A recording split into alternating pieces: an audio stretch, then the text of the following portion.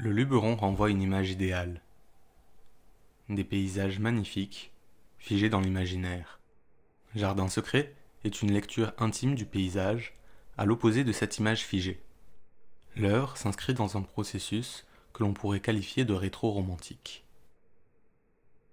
Là où le romantisme interprète le paysage comme le reflet de l'intériorité de l'artiste, nous cherchons, à partir de l'organique, du vivant, pour mettre en mouvement l'œuvre. Jardin secret convoque odeurs, images et sons glanés dans le territoire du parc naturel régional du Luberon dans une approche sensuelle du paysage.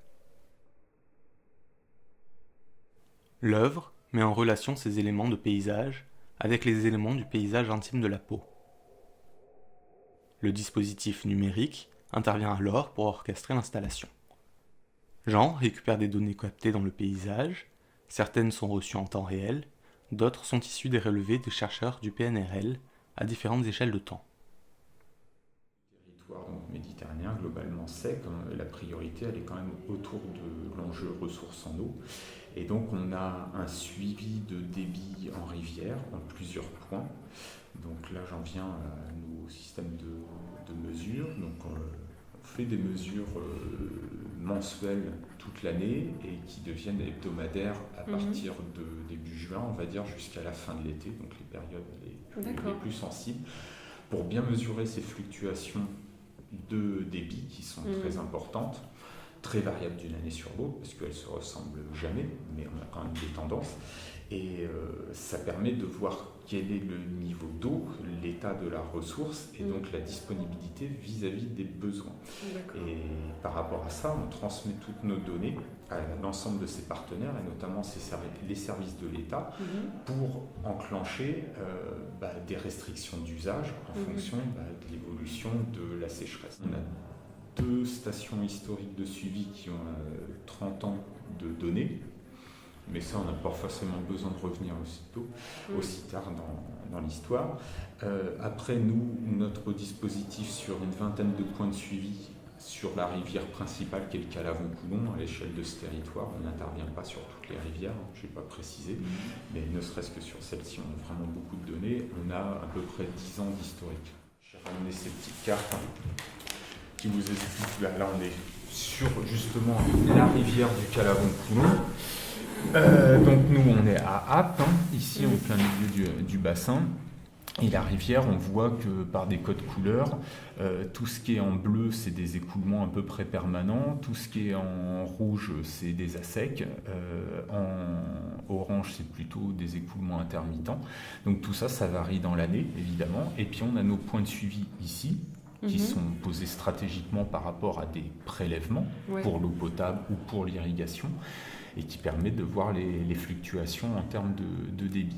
Et ces fluctuations se traduisent, alors ça donne ce type de graphe. Là, on a des valeurs seuil qui nous permettent de dire quand on tombe en dessous, en gros, on déclenche telle restriction d'usage. Parce qu'on sait que la ressource, elle va décrocher vite et on ne pourra pas satisfaire tous les besoins. Il n'y a pas obligatoirement la notion de temps. Je pose la question est un peu bizarre peut-être, parce que marrant, en fait moi j'ai des données, par exemple des relevés simplement. Je fais un relevé par exemple d'une surface, plutôt surfacique mais pas temporelle. Si je fais un relevé de recouvrement d'espèces végétales par exemple, je vais avoir, je sais pas moi, 10% pour telle plante, 2% pour telle autre. La sociologie des plantes, quoi. Ce qu'on appelle la phytosociologie. Alors, je vais donner un exemple. En fait, quand je suis arrivé en 2014, j'ai fait le suivi de l'état de conservation des milieux ouverts, des pelouses sèches donc du Grand Luberon, du Petit Luberon également. Donc, ça consistait à la réalisation de relevés phytosociologiques. Donc, c'est toute la liste des plantes avec leur pourcentage de recouvrement. Donc, chaque relevé faisait 250 mètres carrés quand même. D'accord. C'est pas aussi petit que ça. Et j'en ai fait 45. Avec un hectomètre, en fait, je dessine le carré de 250 mètres carrés. À l'intérieur de ce carré, donc, je dresse la liste de toutes les espèces, tout en sachant que forcément il y en a certaines que je ne verrai pas. J'essaie que ce soit le plus juste possible, mais c'est jamais parfait de toute façon. Et après, il y a une méthode qui s'appelle la méthode de Braun-Blanquet. C'était un botaniste des années 30 qui a mis cette méthode en place avec euh, des indices de recouvrement. Donc c'est assez subjectif quand même, mais bon, ça s'améliore avec l'expérience. C'est-à-dire que telle graminée, j'imagine qu'elle a tel pourcentage de recouvrement, donc elle rentre dans telle classe, par exemple la classe entre 5 et 25% de recouvrement. Ah d'accord, donc c'est des tranches. C'est des tranches. Vous ne pouvez pas Voilà. compter chaque pied et dire non, je compte pas les pieds. C'est voilà, des tranches. Voilà. Ok. Donc, pour les relevés des rivières, ça se passe comment? En fait, on va sur site dans les différents points donc, qui sont géolocalisés, donc c'est toujours au même endroit. On a une petite fiche qui permet de décrire si c'est pas la même personne qui y va. Mais là, il n'y a pas de biais parce que c'est une petite machine qu'on appelle un micro-moulinet. On met dans l'eau et c'est le courant. Alors il y a le micro-moulinet et puis quand on est vraiment sur des très bas débits, là du coup, il a du mal à mesurer, donc c'est un truc électromagnétique. D'accord. Voilà. Okay. Et après, il y a des mesures qui se font au sel aussi, c'est une autre méthode, mais que nous, on n'utilise pas. Il y en a plusieurs. Les données que Mathilde et Jean reçoivent du PNRL ne sont pas choisies au hasard. Elles témoignent des variations du paysage et sont intimement liées à l'activité humaine. C'est aussi une manière de montrer le paysage comme quelque chose de changeant, de fragile et précieux. Ces données brutes sont converties de manière à orchestrer la diffusion des vidéos et du son, et d'y appliquer des effets et des transitions. Voilà, donc l'appareil là, c'est un appareil pour l'instant de test. C'est une configuration qui doit être ensuite implantée quelque part.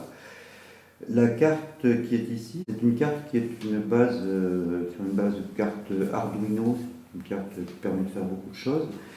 Mais dessus, il y a un modem, cette partie-là, et une antenne qui permettent d'accéder à un réseau particulier. Ce réseau, c'est un réseau terrestre pour ce qu'on appelle l'Internet of Things.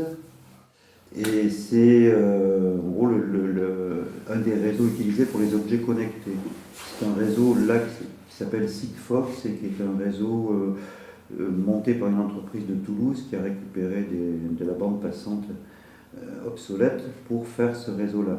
Donc le principe de ces réseaux, c'est qu'on peut avoir ça c'est une plaque d'essai, mais on peut avoir des objets très très petits qu'on implante un peu partout, avec derrière les objets des capteurs. Donc là les capteurs sont un peu gros, ils sont sur une plaque de test, mais in fine, lorsqu'on a prototypé tout ça, on peut fabriquer un objet qui est grand comme ça, qui contient le capteur, une petite antenne et le modem.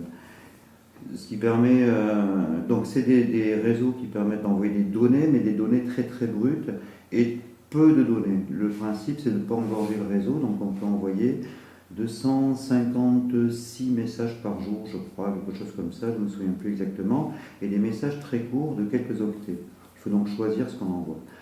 Les applications de ça, les applications qui existent déjà, sont nombreuses, mais il y en a pas mal dans l'agriculture.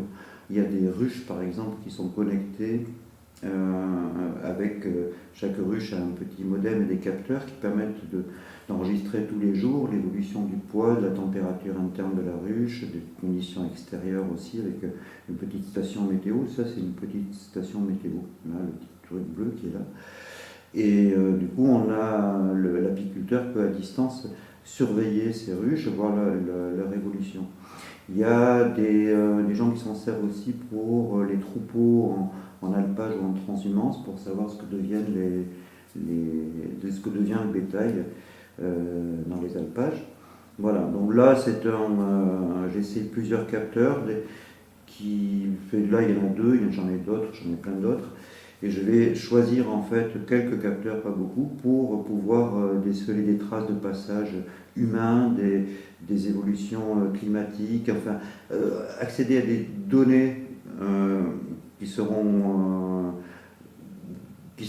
symboliques, mais qui représentent l'ensemble des données qui sont transmises tous les jours par tous ces capteurs-là dans l'agriculture. Alors, donc ça, je suis en train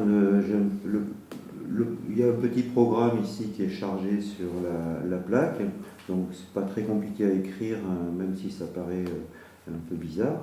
Et du coup, là, j'ai envoyé déjà message sainte une donnée.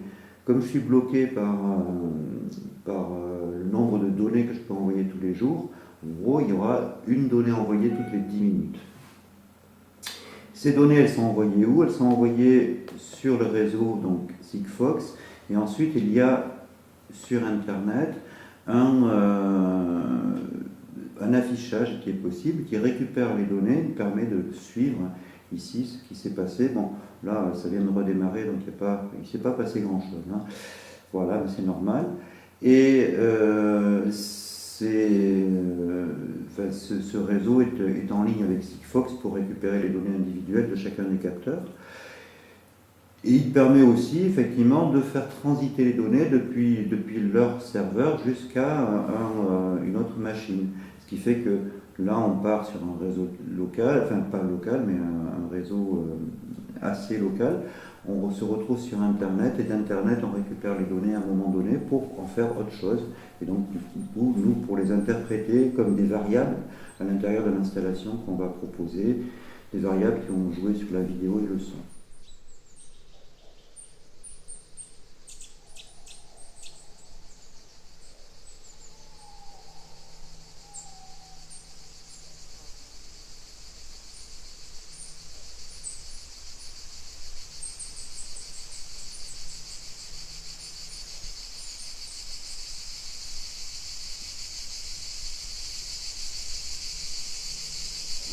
Notre rôle, c'est de créer des conditions pour que les variations du paysage influent sur l'installation. En fait, ça implique une grande part d'aléatoire.